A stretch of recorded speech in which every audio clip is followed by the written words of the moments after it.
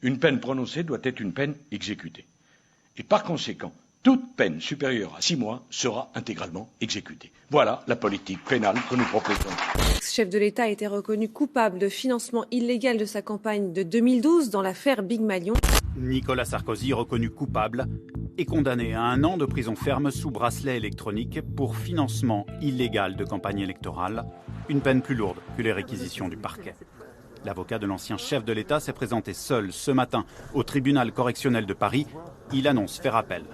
Quand un individu revient pour la 17e fois devant le tribunal, il doit être puni pour l'ensemble de son œuvre. C'est le 2e jugement condamnant Nicolas Sarkozy.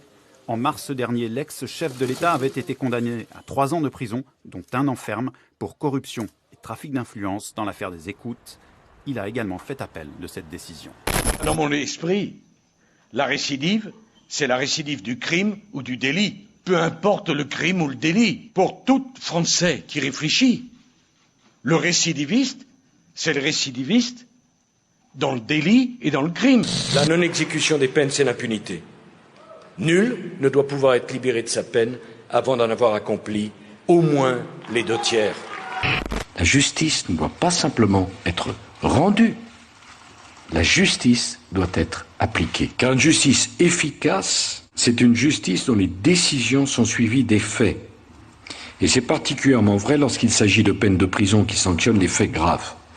Les Français ne comprennent pas que les décisions de justice ne soient pas exécutées dans des délais raisonnables. La sanction ne doit pas seulement être ferme, elle doit être rapide. Car à défaut, on nourrit chez le délinquant un sentiment d'impunité et dans la population un sentiment d'injustice.